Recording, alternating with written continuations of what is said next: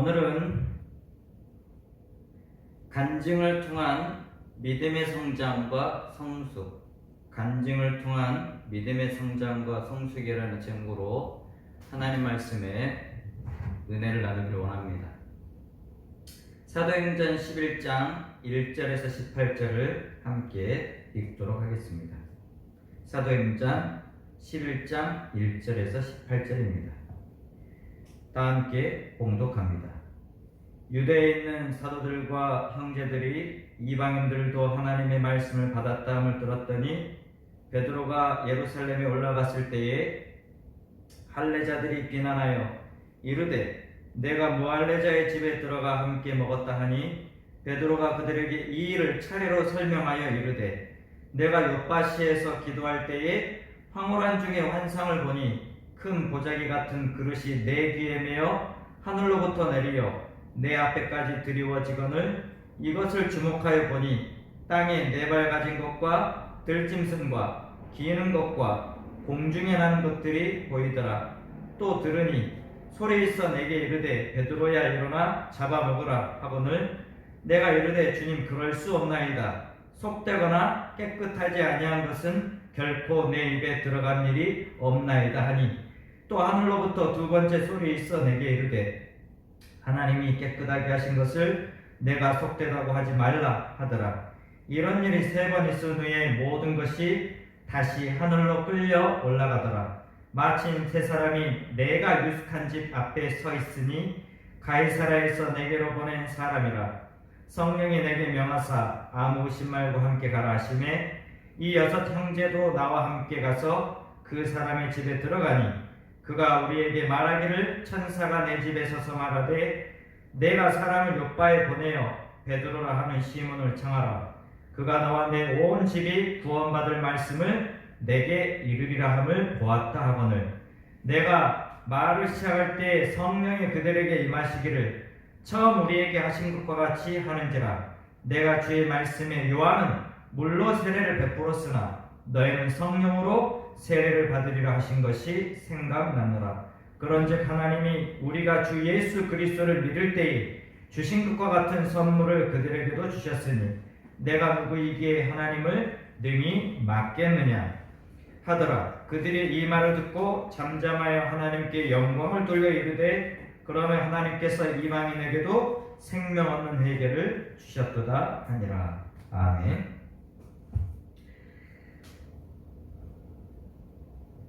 네, 사랑하는 순복음 사람교회 성도 여러분, 이렇게 동영상으로 비대면으로 만나 뵙게 되어서 진심으로 좋습니다.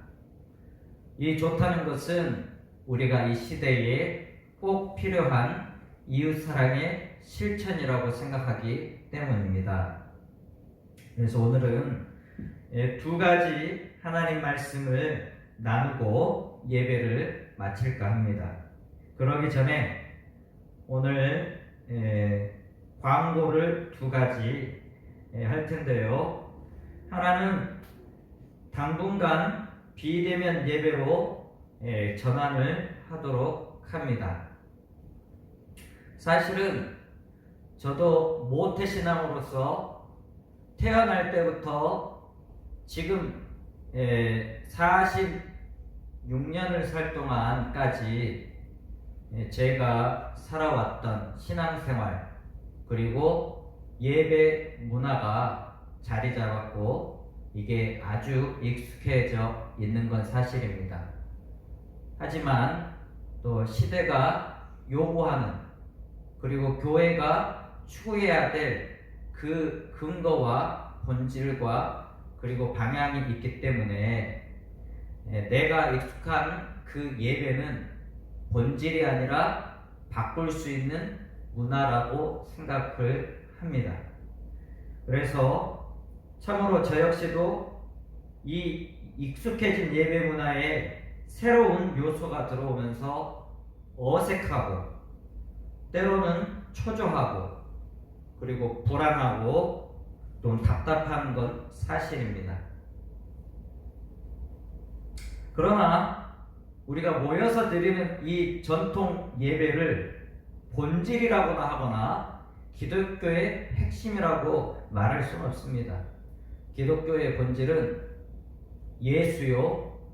예수는 모든 이웃들을 위해서 자기의 생명을 다 내어 주셨기 때문에 그것을 우리는 기독교의 본질로 삼은 겁니다. 그리고 예수님께서도 마태복음 22장 37절부터 40절까지 뭐라 말씀하셨습니까? 하나님을 마음을 다하고 목숨을 다하고 뜻을 다하고 힘을 다하여 주 너의 하나님을 사랑하라. 이것이 크고 첫째 된 계명이요. 둘째는 이와 같으니 내 이웃을 내 몸과 같이 사랑하라. 이것이 바로 율법이요 선지자의 강령이니라 라고 말씀을 합니다. 그래서 가장 크고 첫째 된 계명은 하나님의 사랑, 이웃 사랑입니다. 그래서 모여서 예배를 드릴 때 우리는 이웃 사랑이 정말 고려를 한다는 게 고려를 하지 못하는 것과 같습니다. 예수님께서는 10계명, 6계명에 살인하지 말라라고 말씀을 합니다. 칼을 들고 사람을 죽이는 것만이 살인이 아니라 지금은 우리의 입에서 나오는 침이나 비말로 상대방에게 코로나를 감염시킬 때 그때 상대방이 죽을 수도 있는 위험에 처할 수가 있는 겁니다. 만에 하나 우리가 그런 일을 당했다면 나 역시도 이 10계명에서 자유로울 수가 없습니다. 그래서 지금 우리가 드리는 비대면 예배는 이 시대의 시적절한 이웃사랑이라고 생각을 합니다. 그것도 당분간이라는 전제가 있으니까 또 안심도 되고요. 그리고 우리가 이웃사랑을 실천할 수도 있기 때문에 우리 순봉 한사랑교회는 당분간 비대면으로 예배를 드리려고 합니다. 그리고 비대면 예배에 있어서 한 가지 제가 우려한 부분들이 있습니다. 그 우려는 지금 한국교회 모든 목사님들이 함께 느끼는 것이라고 생각을 합니다.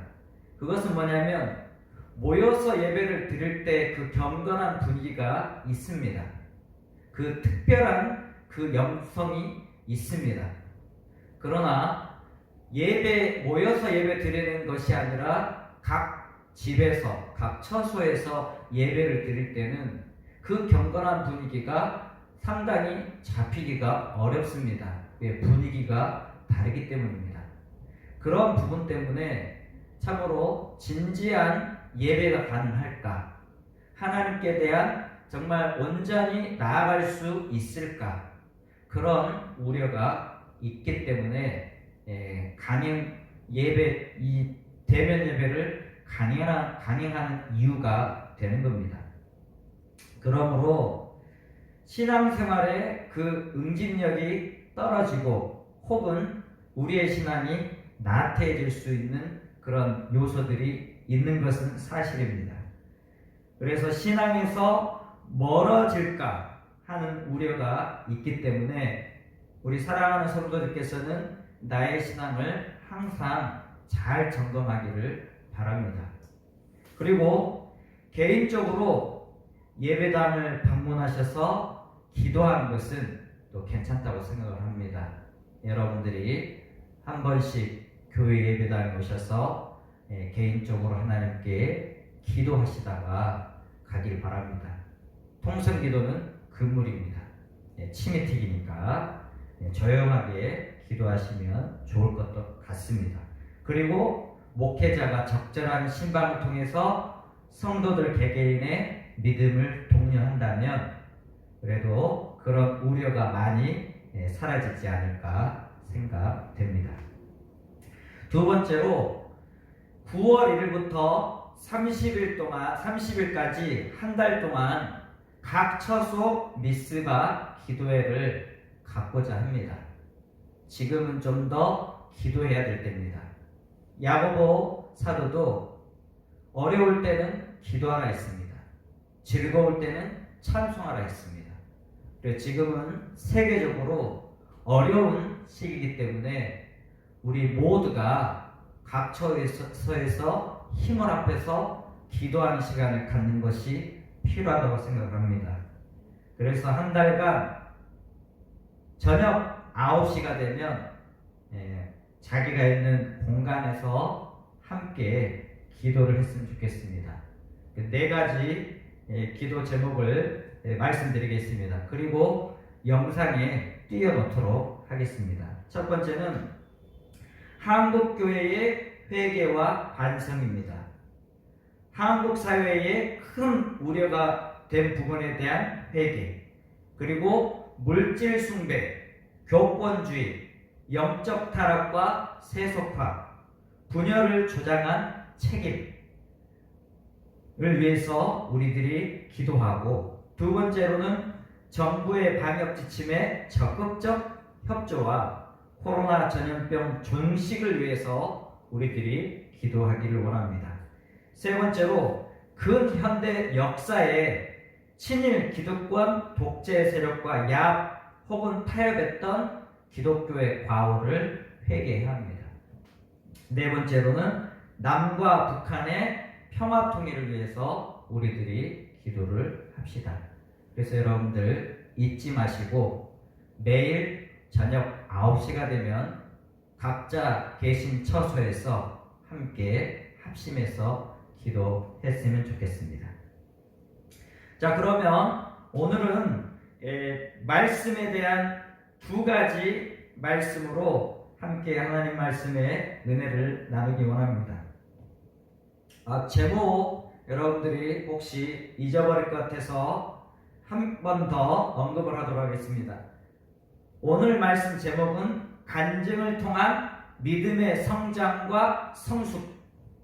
간증을 통한 믿음의 성장과 성숙입니다. 여기에서 성장만 쓰는 게 아니라 성숙까지 썼던 것은, 성장이란 것은 어떤 외적인 그런 의미가 있고 성숙은 내면적인 그런 의미가 있기 때문에, 그래서 외형과 내면을 동시에 우리들이 이 성장을 해야 된다는 그런 의미에서 성장과 성숙이라는 단어를 함께 썼다는 것을 기억해 주기 바랍니다. 첫 번째로 함께 나누고 싶은 수업 주제는 누가는 사도행전과 누가복음을 통해서 성령을 아주 강조했다는 사실입니다. 이 이야기는, 이 주제는 제가 여러 번 사도행전을 함께 설교를 하면서 강조했던 부분입니다. 왜냐? 누가가 하나님 말씀을 강조한 부분은 목회자도 강조를 해야 되기 때문입니다. 그래서 우리는 누가복음을 읽고 사도행전을 읽으면서 성령을 사모하고 성령이 우리에게 중심이 되어야 하고, 성령으로 살고 성령으로 우리들이 쉬고 성령으로 죽는 그런 성령에 중심된 신앙생활을 해야 되는 겁니다. 그래서 여러분들 마태복음 7장 11절과 그리고 누가복음 11장 13절을 보면 마태복음은 이렇게 얘기를 합니다. 너희가 악할지라도 좋은 것을 자식에게 줄 알거든 하물며 하늘에 계신 너희 아버지께서 구하는 자에게 좋은 것으로 주시지 않겠느냐라고 말합니다. 반면에 누가복음을 읽어보면 같은 말씀인데 강조점이 다릅니다. 들어보시기 바랍니다. 너희가 악할지라도 좋은 것을 자식에게 줄 알거든 하물며 너희 천부께서 구하는 자에게 성령을 주시지 않겠느냐 라고 말씀을 합니다. 그것은 누가는 바로 좋은 것이 아니라 정말 구체적으로 성령을 하나님께서 주신다는 뜻이지요. 그만큼 누가는 성령에 대한 강조가 굉장히 강조가 되어 있습니다. 그래서 우리는 언제나 예배를 통해서 성령으로 여러분들은 예배를 드리고, 성령으로 우리는 예배를 마치고, 성령으로 우리는 세상을 살아가고, 성령으로 우리는 모든 것들을 해야 된다고 우리는 생각합니다. 그래서 정리를 하면 성도는 성령은 아무리 강조해도 지나치지 않고, 성령이 아니면 이 세상 모든 것을 가져도 가난할 뿐이요, 반면에 이 세상 모든 것을 가지지 않아도 성령이면 부유한 자예요. 성령으로 봉사하고, 성령으로 안식하고, 성령으로 기도하고, 성령으로 찬양하는, 그래서 성령이 중심이 된 성도의 삶을 살아가는 게 맞습니다. 그래서 성령을 인식하고, 성령을 환영하고, 성령을 모셔드리는 그런 성경에 민감하고 또 하나님께 민감한 그런 성도들이 되기를 바랍니다. 그래서 사도행전 1장 8절을 보면 이게 바로 사도행전의 주제구절이라고 말씀을 드렸습니다. 오직 성령이 너희에게 임하시면 너희가 권능을 받고 예루살렘과 온 유대와 사마리아와 땅끝까지 이르러 내 증인이 되리라 하시니라. 성령으로 예수 그리스도의 십자가의 대속과 부활의 증인이 되는 것입니다. 그 외에는 다른 길이 없습니다. 성령으로 사십시오. 그리고 두 번째로 우리가 함께 나눌 것은 간증을 통해 믿음이 성장하고 성숙한다는 사실입니다. 사실 오늘 두 번째 주제를 들어가기 전에 우리는 한국교회는 간증하는 문화가 있었습니다. 근데 이게 좋기도 하지만 단점이 있습니다. 그 단점이 뭐냐면 깊이가 없는 그냥 얄팍한 그런 신앙생활을 하게 되는 부분이라는 겁니다. 하나님은 깊이 알아야 됩니다. 하지만 성도들은 그 얇은, 그냥 가벼운, 그리고 듣기 좋은 그런 정말 그 신앙생활을 하고 싶은 겁니다. 어려운 거 싫습니다. 그리고 심각한 거 좋아하지 않습니다.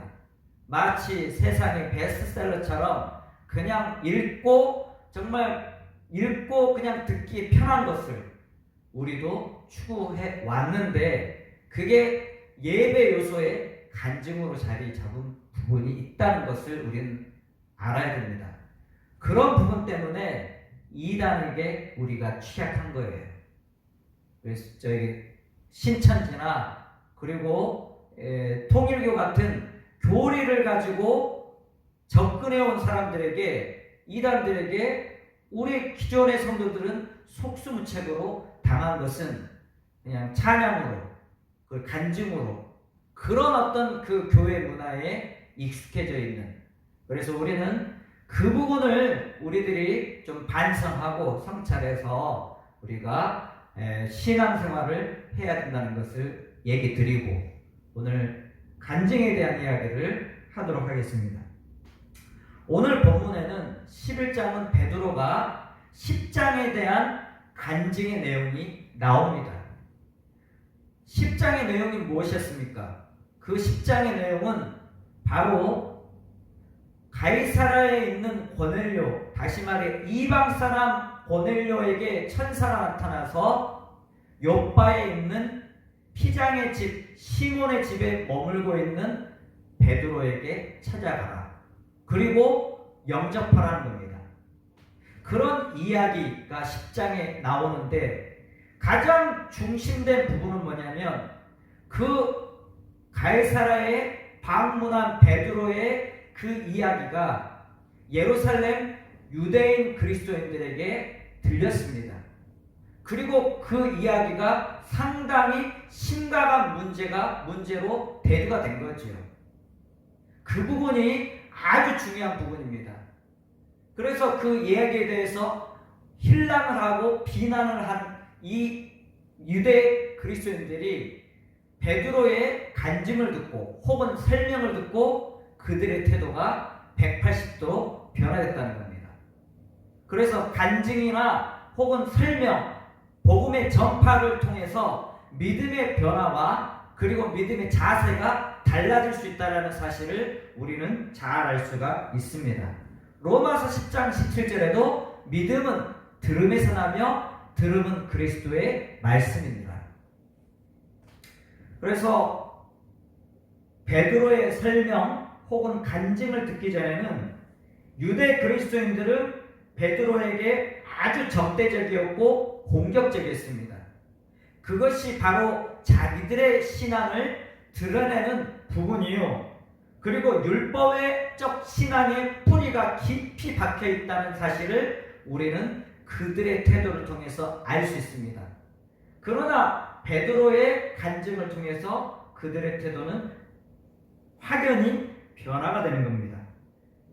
공격적인 태도에서 수용적인 태도로 바뀌어진 거죠. 보면 2절을 보면 그렇습니다. 사도행전 11장 2절에 베드로가 예루살렘에 올라갔을 때 할례자들이 비난하여 이르되 내가 무할례자의 집에 들어가 함께 먹었다 하니, 상당히 공격적이죠. 상당히 비판적이죠. 그런데 베드로 얘기를 다 듣고 나서는 저들이 변화가 됩니다. 18절에 보면 그들이 이 말을 듣고 잠잠하여 하나님께 영광을 돌려 이르되 그러면 하나님께서 이방인에게도 생명 얻는 회개를 주셨도다 하니라. 이방인들에게도 하나님의 성령이 임했다는 그 사실을 듣고는, 그 베드로의 간증을 듣고는 저들에게도 생명을 얻는 회개를 하나님께서 주셨다라고 도리어 이제는 하나님께 영광 돌리고 칭송을 하고 찬송하는 태도로 바뀌었다는 겁니다. 그래서 사랑하는 성도들이여, 참으로 믿음의 사람의 간증 그리고 성령 충만한 사람의 설교를 들으십시오. 그리고 잘못된 소리를 듣지 않는 그런 성숙한 신앙인의 삶이 필요합니다. 우리가 한 번 듣고 두 번 듣고 여러 번 들을수록 그 들은 내용대로 우리의 믿음이 강화가 되고 자란다는 겁니다. 생각해 보십시오. 요즘 한국 사회에 무리를 일으키고 있는 태극기 집회를 주도하는 전광훈 씨, 그 사람의 얘기를 자꾸 들은 사람들은 그대로 그 사람의 말을 믿습니다. 그래서 우리는 가려서 들을 필요가 있습니다. 특별히 베드로 사도를 중심으로 한 사도들의 얘기를 귀담아 들으십시오. 한 번 듣고 모르면 두 번을 들으십시오. 두 번 듣고도 모르면 세 번을 들고 네 번을 듣고 100번을 듣고 1000번을 듣게 되면 진정 저들이 말한 생명의 복음이 우리의 마음에 부딪혀서 우리의 믿음은 건강한 믿음 그리고 성령 충만한 믿음으로 더욱더욱 성장하게 될 겁니다. 사랑하는 성도들이여, 오늘 말씀을 마치도록 합니다. 요즘 제가 읽고 있는 책 중에 하나가 제임스 패커가 지은 성령을 아는 지식, 이건 번역이 된 건데요. 원래 원 제목은 Keeping Step with the Spirit, 성령과 함께 걸어가라, 걸음을 유지하라 라는 그 책입니다. 그 책을 읽어보면 서두에 상당히 북아메리카, 미국의 기독교에 대해서 정말 신랄하게 비판한 글을 이 저자가 실어 놓습니다. 어떻게 말하냐면 북미의 기독교가 3000마일 너비의 깊이는 반인치에 불과하다. 그러니까 교회들은 캘리포니아에서부터 워싱턴 DC까지 그렇게 많은데 그 깊이는 요거밖에 안 된다는 겁니다. 그것은 북미 기독교만이 아니라 우리들에게도 마찬가지입니다. 성령에 대한 깊은 이해와 하나님에 대한 깊은 그 사랑과 예수 십자가에 대한 깊은 은혜를 우리는 알아야 됩니다. 그래서 그저 얄팍하게 우리가 신앙생활하지 않는 진정 진지하고 성숙한 믿음 생활을 하기를 주의 이름으로 축원합니다. 우리 다 함께 기도합시다. 살아계신 하나님 감사를 드립니다. 하나님께서 오늘 우리가 예배를 통하여서 우리의 믿음이 더 하나님 성장하기를 원합니다. 지금 우리는 함께 모여 예배를 드리지 않지만 그러나 각 처소에서 영상을 통해 예배를 드려도 하나님의 성령의 역사가 충만하게 사로잡고 삶의 작은 일에도 말씀이 그 충만하고 마음을 기도가 알기 충만하고 원하네. 하나님을 경외하는 그게 삶이 충만하고 그 좁은 길로 가기 원해. 고침받는 나의 작음을 알고 그분의 크심을 성령을 알고 사모하는 정말 소망 예수 그리스도로 충만해지는 그 깊은 길로 가기 원하네. 축복하오며 우리 구주 예수님 이름으로